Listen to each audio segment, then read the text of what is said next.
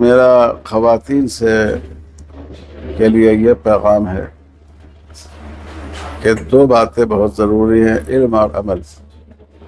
علم یہ ہے کہ وہ اپنے حقوق سے اور اپنی ذمہ داریوں سے واقف ہوں، حقوق سے بھی واقف ہوں۔ اگر وہ اپنے رائٹس سے واقف نہیں ہوں گے تو ظاہر ہے کہ مرد ان کا استحصال کر سکتے ہیں، جیسے اس وقت ہو رہا ہے۔ والد کا انتقال ہوا، والدہ کا انتقال ہوا، بیٹے پوری جائیداد تقسیم کر لیتے ہیں، بیٹیوں کو حصہ نہیں دیتے۔ تو اگر آپ اپنے رائٹس سے واقف ہوں گی تو آپ اس کا مطالبہ کریں گے۔ اسی طرح حقوق کے ساتھ ساتھ ذمہ داریوں سے بھی واقف ہونا ضروری ہے۔ کوئی بھی طبقہ اگر صرف اپنے حق کو یاد رکھے اور اپنی ذمہ داری کو یاد نہیں رکھے تو وہ سماج کے لیے مفید کردار ادا نہیں کر سکتا۔ بحیثیت ماں، بحیثیت بیوی، بحیثیت بیٹی، بحیثیت بہن، بحیثیت بہو، بحیثیت ساس، اس کی کیا ذمہ داریاں ہیں، ان ذمہ داریوں کو بھی سمجھنے کی ضرورت ہے۔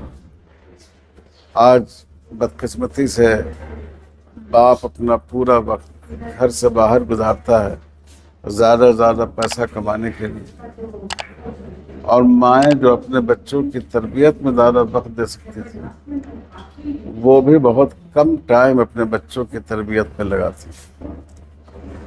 تو ان کو چاہیے کہ اپنے بچوں کی تربیت پر، خاص کر ان کی دینی اور اخلاقی تربیت پر توجہ دیں۔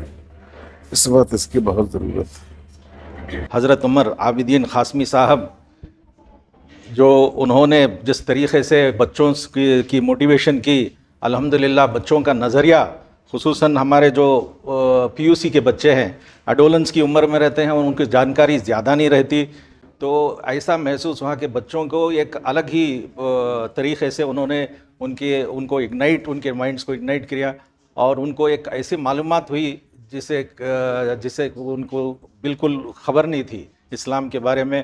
یہ اللہ کا بہت بڑا فضل ہے۔ اس کے بعد حضرت خالد سیف اللہ رحمانی صاحب کا خطاب ہوا، جس اتنی نورانی محفل تھی کہ وہ جیسا سمجھاتے گئے، بچوں میں ایسی کیفیت طاری ہوئی کہ کسی نے ایک بچی بھی بنا کسی آواز کے ایسی دھیان سے سنا بچوں ان کو کہ ایک ماحول ایسا بنا ہوا تھا کہ بڑے بڑے محفلوں میں ایسا ماحول نہیں ہوتا۔ اللہ کا بہت بڑا شکر ہے کہ یہ پروگرام بہت کامیاب ہوا،